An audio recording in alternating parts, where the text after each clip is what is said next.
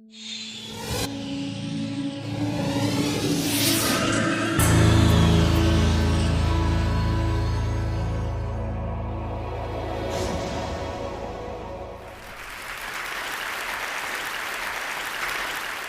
wanted to talk to you today about creative confidence. I'm going to start way back in the 3rd grade at Oakdale School in Barberton, Ohio. I remember one day my best friend Brian was working on a project. He was making a horse out of the clay that our teacher kept under the sink. And at one point, one of the girls that was sitting at his table, seeing what he was doing, leaned over and said to him, "That's terrible. That doesn't look anything like a horse." Right? And Brian's shoulders sank, and he wadded up the clay horse, and he threw it back in the bin. I kind of never saw Brian do a project like that ever again. And I wonder how often that happens, you know? It seems like when I tell that story of Brian to my class, you see, a lot of them want to come up after class and tell me about their similar experience, how a teacher shut them down or how a student was particularly cruel to them. And they some kind of opt out of thinking of themselves as creative at that point, right? And I see that opting out that happens in childhood, and it moves in and becomes more ingrained even by the time you get to adult life. So we see a lot of this. You know, when we have a workshop or we have clients in to work with us side by side, eventually get to the point in the process that's kind of fuzzy or unconventional. And eventually these big shot executives whip out their BlackBerries and they say they have to make really important phone calls and they head for the exits. And they're just so uncomfortable. When we track them down and ask them what's going on, they say something like, "I'm just not the creative type." But we know that's not true. If they stick with the process, if they stick with it, they end up doing amazing things. And they surprise themselves just how innovative they and their teams really are. So I've been looking at this kind of fear of judgment that we have, you know, that you don't do things, you're afraid you're going to be judged. If you don't, you know, say the right creative thing, you're going to be judged. And I had a major breakthrough when I met the psychologist, Albert Bandura. I don't know if you know Albert Bandura, but if you go to Wikipedia, it says that he's the 4th most important psychologist in history. You know, like Freud, Skinner, somebody in Bandura. Bandura is 86, and he still works at Stanford. He's just a lovely guy.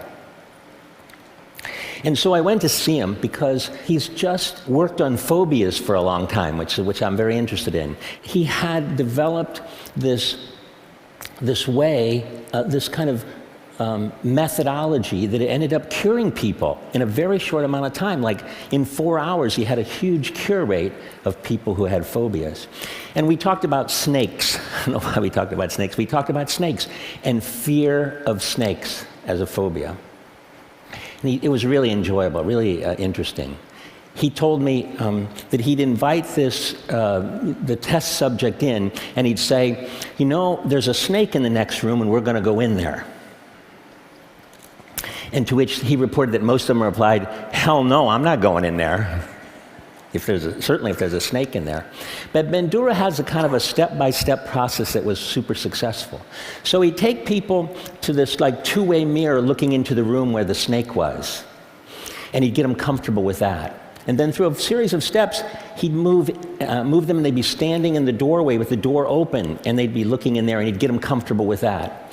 And then many more steps later, kind of baby steps, they'd be in the room, they'd have like a leather glove, like a welder's glove on, and they'd eventually touch the snake. And when they touched the snake, everything was fine. They were cured. In fact, everything was better than fine.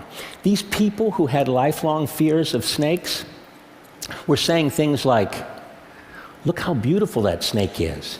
And they were holding it in their laps, right?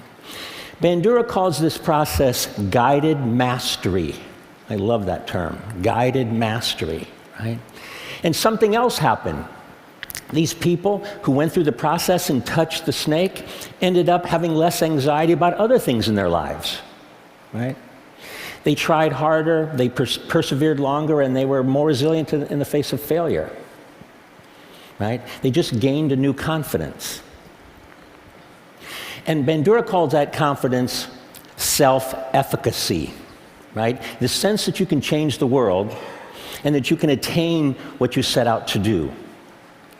Well, meeting Bandura was really cathartic for me because I realized that this, famous scientist had documented and scientifically validated something that we've seen happen over, for the last 30 years, that we could take people who had the fear that they weren't creative, and we could take them through a series of steps, kind of like a series of small successes, and they turned kind of fear into familiarity. And they surprised themselves. The transformation is amazing. We see at the D School now all the time, people from all different kinds of disciplines, they think of themselves as only analytical. And they come in and they go through the process, our process, they build confidence, and now they think of themselves differently. And they're totally emotionally excited about the fact that they walk around thinking of themselves as a creative person. Right? So I thought one of the things I'd do today is take you through, and show you what this journey looks like. To me, that journey looks like Doug Dietz. Doug Dietz is a technical person. He designs medical imaging equipment, large medical imaging equipment. He's worked for GE, and he's had a fantastic career. But at one point, he had a moment of crisis. He was in the hospital looking at one of his MRI machines in use when he saw a young family and his little girl.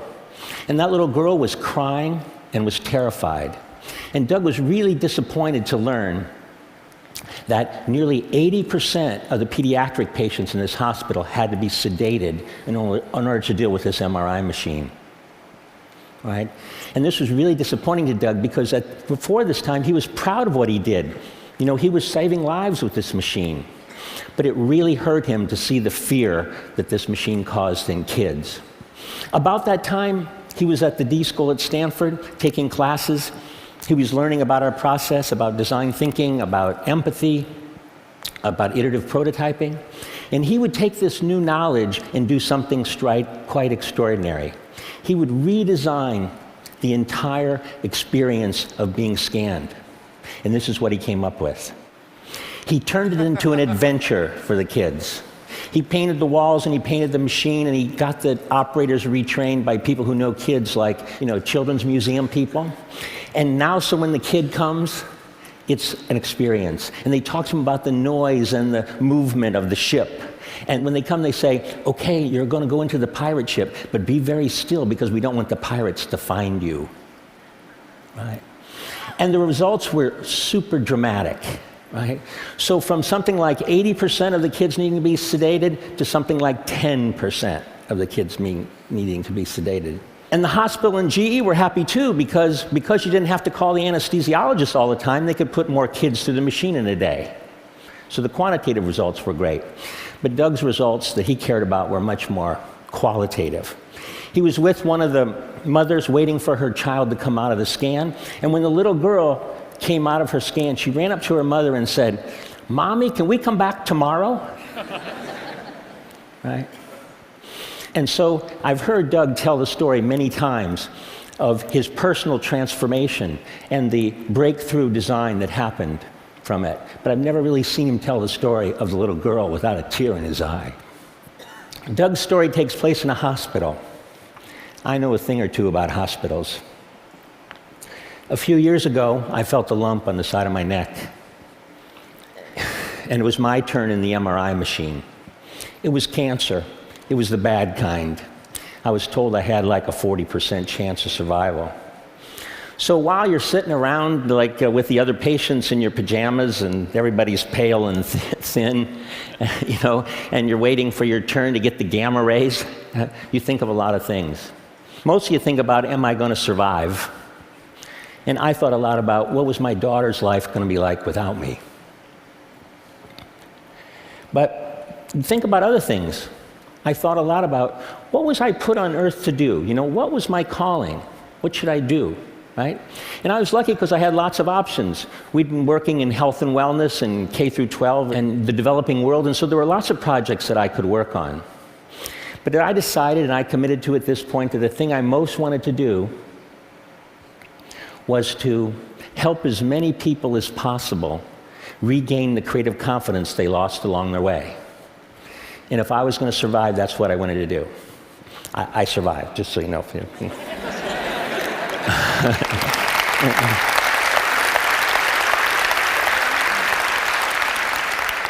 I really believe that when people gain this confidence, and we see it all the time at the D School and at IDEO, that they actually start working on the things that are really important in their lives. We see people quit what they're doing and go in new directions. We see them come up with more interesting and more ideas so that they can choose from better ideas. And they just make better decisions. So I know at TED you're supposed to have a change the world kind of thing, isn't that? Everybody has a change the world thing. If there is one for me, this is it, to help this happen. So I hope you'll join me on my quest. You as kind of thought leaders, it would be really great if you didn't let people divide the world into the creatives and the non-creatives like it's some God-given thing. And to have people realize that they're naturally creative, and that those natural people should let their ideas fly. That they should achieve what Bandura calls self-efficacy, that you can do what you set out to do, and that you can reach a place of creative confidence and touch the snake. Thank you.